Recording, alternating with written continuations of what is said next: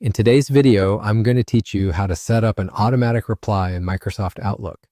Automating your replies can be a huge time saver, especially if you're going to be away from your email and want to ensure that your contacts are kept in the loop. Let's get started. First, you'll want to open Microsoft Outlook. This might seem obvious, but having Outlook open and in front of you makes it easier to follow along. Once you've got Outlook up and running, look for the New Email button, usually located in the top left corner of the window. Click on it, and a blank email template will appear. This is where you'll draft the message you want your contacts to receive in your absence. Think carefully about what you want to say in your automatic reply. You might want to include information about when you'll be back, alternative contacts, or any other essential information that will help manage expectations while you're away.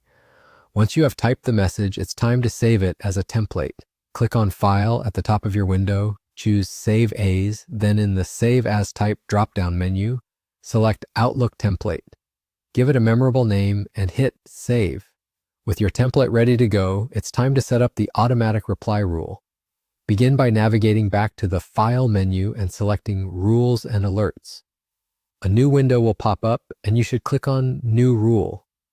To create the right conditions for this automated message, find and click Start from a blank rule, then choose Apply Rule on Messages I Receive.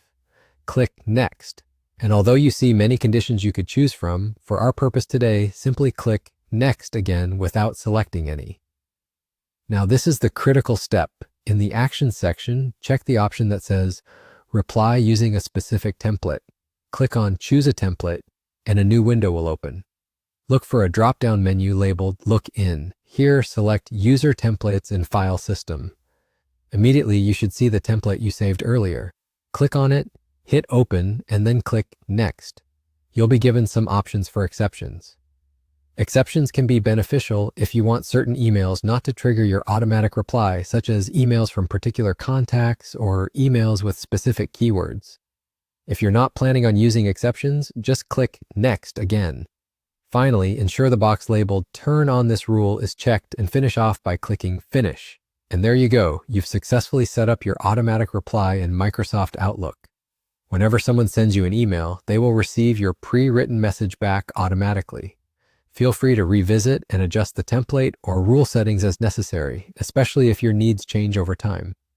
I hope you found this walkthrough helpful. Thanks for watching, and don't hesitate to ask any questions in the comments.